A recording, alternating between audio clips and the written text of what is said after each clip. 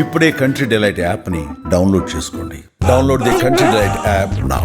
Breaking news. Kukatpally బాలిక హత్య కేసును ఎట్టకేలకు పోలీసులు ఛేదించారు. సహస్రను 10వ తరగతి బాలుడు హత్య చేసినట్టుగా పోలీసులు గుర్తించారు. సహస్ర ఇంటి పక్కన బిల్డింగ్లోనే బాలుడు ఉంటున్నట్టుగా తెలుస్తుంది. బాలుడిని కూకట్పల్లి పోలీసులు తాజాగా అదుపులోకి తీసుకున్నారు. దీంతో సహస్రని అత్యంత దారుణంగా చంపింది ఒక 10వ తరగతి బాలుడు అనేటువంటి విషయం వెలుగులోకి వచ్చింది.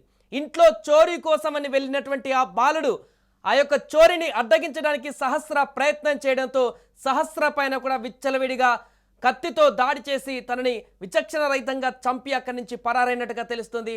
ఇదంతా కూడా ఒక సినిమాటిక్లో పేపర్లో ముందే పక్కా ప్లాన్ అంతా కూడా ఈ యొక్క 10వ తరగతి పిల్లాడు ఆ పేపర్లో మొత్తం కూడా ప్లాన్ అంతా రెడీ చేసుకొని వచ్చినట్టుగా తెలుస్తుంది. దొంగతనం ఎలా చేయాలి, ఏ రకంగా దొంగతనం చేసిన తర్వాత ఇంట్లో నుంచి బయటపడాలి, సీసీ కెమెరాలో కనపడకుండా ఏ విధంగా తప్పించుకోవాలి, ఎవరికి కనిపించకుండా ఏ రకంగా దొంగతనం చేసిన తర్వాత బయటపడాలి, ఒకవేళ ఎవరైనా అడ్డగిస్తే వారిని ఎలా తప్పించుకొని ముందుకు వెళ్ళాలి, ఇలా ఒక ప్లాన్ ప్రకారం ఇంగ్లీష్ అక్షరాలతో ఒక పేపర్ పైన స్ట్రక్చర్ అంతా కూడా ఒక పేపర్లో గీసుకొని వచ్చి మరి దొంగతనానికి పాల్పడ్డాడు ఈ యొక్క 10వ తరగతి బాలుడు. అతనే సహస్రను అత్యంత దారుణంగా కిరాతకంగా హత్య చేసి అక్కడి నుంచి పరారయ్యాడు. కూకట్పల్లిలో 4 రోజుల క్రితం జరిగినటువంటి ఘటన ఇది. ఇంట్లో తల్లిదండ్రులు లేని సమయంలో సహస్ర అనే బాలిక దారుణ హత్యకు గురైంది.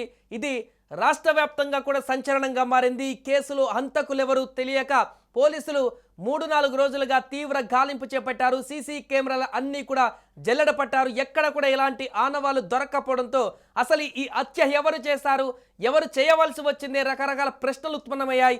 ఎట్టకేలకు ఒక 10వ తరగతి బాలుడు 10 సంవత్సరాల చిన్న పాప సహస్రని అత్యంత క్రూరంగా ఈ రకంగా 20 కత్తిపోట్లతో చంపాడనేటువంటి విషయం ఇప్పుడు బయటికి రావడంతో సంచలనంగా మారింది. అంటే ఇదంతా కూడా సోషల్ మీడియాలో చూసి నేర్చుకొని ఈ రకంగా ప్లాన్ చేసుకున్నాడా, లేకుంటే ఇప్పుడున్నటువంటి టెక్నాలజీ ఆధారంగా ఆ పిల్లోడు మొబైల్కి అట్రాక్ట్ అయ్యి ఇదంతా నేర్చుకొని చేశాడా, ఏ రకంగా చేసినా కూడా ఇంత దుర్మార్గమైనటువంటి ఆలోచనకి ఆ బాలుడు ఎలా మారాడనేది కూడా ఇప్పుడు అందరినీ భయకంపితులుగా గురిచేస్తుంది. ఇక తాజాగా ఈ కేసు మిస్టరీ వీడిపోయింది. సహస్రను చంపింది ఒక 10th క్లాస్ బాలుడు అని పోలీసులు తేల్చారు.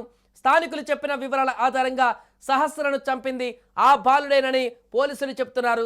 బాలుడిని అదుపులోకి తీసుకొని విచారణ చేయగా పొంతలలేని సమాధానాలు చెప్పడంతో అనుమానం బలపడింది. దీంతో ఇంట్లో దొంగతనానికి వచ్చినటువంటి 10వ తరగతి బాలుడు అక్కడ దేవుడి పటాల వద్ద ఏదైతే హుండీ ఉందో అక్కడ డబ్బులను 80,000 రూపాయలను దొంగలించి అక్కడి నుంచి వెళ్ళడానికి ప్రయత్నించే క్రమంలోనే సహస్ర చూసి ఆ బాలుడిని అడ్డగించేటువంటి ప్రయత్నంలోనే ఆ బాలుడు తీవ్రంగా సహస్ర పైన గొంతు పైన తన కడుపులో తీవ్రంగా కత్తులతో దాడి చేసి సహస్ర గొంతు నిలిమి ఆపై బ్రతికి ఉందేమోనన్న అనుమానంతో మరొకసారి కత్తితో గొంతు కోసి మరి అక్కడి నుంచి చంపేసి వెళ్ళిపోయినట్టుగా తెలుస్తుంది. ఎట్టి పరిస్థితుల్లోనూ సహస్ర బతికి ఉండకూడదు అనేటువంటి కారణం చేత విచ్చలవిడిగా కత్తిపోట్లతో చంపేసినట్టుగా తెలుస్తుంది. ఎందుకంటే సహస్ర బతికితే తనను చూసి గుర్తుపట్టి చెప్తుంది అనేటువంటి ఒక భయాందోళన కలిగిందో లేకుంటే ఏమైందో తెలియదు, కానీ ఆ బాలుల్లో ఉన్నటువంటి రాక్షసుడంతా కూడా బయటకు రావడం జరిగింది. దీంతో ఆ సహస్రను ఎట్టి పరిస్థితుల్లో బ్రతకనివ్వకూడదు అంటూ కూడా ప్రతిఘటించడంతో పూర్తిగా చంపేసినాక నిర్ధారించుకున్న తర్వాత అక్కడి నుంచి వెళ్ళిపోయినట్టుగా తెలుస్తుంది. ఈ యొక్క దొంగతనం కోసం ఇంట్లోకి వెళ్లే ముందు ఎవరైనా అడ్డొస్తే ఏం చేయాలన్న దానిపైన కూడా ముందే ఒక పేపర్ పైన రాసుకొని దాన్ని అమలు చేశాడు అని పోలీసులు కూడా పేర్కొన్నారు. ఇంటిలో నుంచి 80,000 తీసుకొని పరారవుతుండగా సహస్ర అడ్డుకోవడంతోనే ఈ ఘాతుకానికి పాల్పడినట్లుగా ప్రాథమికంగా వెల్లడించారు. ఏదేమైనా కూకట్పల్లి సహస్ర మర్డర్ కేసుకు సంబంధించి కంక్లూజన్ అయితే లభించింది. ఎవరు చంపారు ఏంటి అనేటువంటి అనేక రకాల అనుమానాల మధ్య అనేక ప్రశ్నల మధ్య ఎట్టకేలకు ఒక 10వ తరగతి చదువుతున్నటువంటి బాలుడు ఈ రకమైనటువంటి మైనర్ బాలుడు 10 సంవత్సరాల సహస్రను ఇంత దారుణంగా చంపాడనేటువంటి విషయం బయటకు రావడంతో అక్కడున్న వాళ్ళందరినీ కూడా ఒక్కసారిగా ఉలిక్కి పడేలా చేసింది. నేటి పిల్లలు ఏ రకంగా మారుతున్నారనే దానికి ఒక ఎగ్జాంపుల్గా ఈ యొక్క కేసు కనిపిస్తుంది. 10వ తరగతి చదివే బాలుడు ఇంత క్రూరంగా, ఇంత దుర్మార్గంగా, ఇంత విచక్షణ రహితంగా కత్తితో ఒక పాపను చంపినటువంటి తీరు భయాందోళనకు గురి చేస్తుంది. ఇది నేటి తరం పిల్లలకి ఏ రకంగా ఇప్పుడున్నటువంటి సాంకేతిక పరిజ్ఞానం వారిని పక్కదారి పట్టిస్తుందేమో అనేటువంటి దానికి ఉదాహరణగా మారుతున్నటువంటి కేసుగా మనకు కనిపిస్తుంది. ఏదేమైనా కూడా సహస్రను చంపినటువంటి మర్డర్ కేసు మిస్టరీ అయితే వీడిపోయింది. ఒక 10వ తరగతి బాలుడు దొంగతనం కోసమని వచ్చి అడ్డగించినటువంటి సహస్రని అత్యంత క్రూరంగా చంపినట్టుగా పోలీసులు వెల్లడించడంతో ఈ కేసుకు సంబంధించిన వివరాలు అయితే ఇప్పుడు తెలుస్తున్నాయి. ఇంకా దీనికి సంబంధించి దర్యాప్తులో ముందుకు వెళ్ళిన తర్వాత మరిన్ని వివరాలు కూడా పోలీసులు వెల్లడించనున్నారు.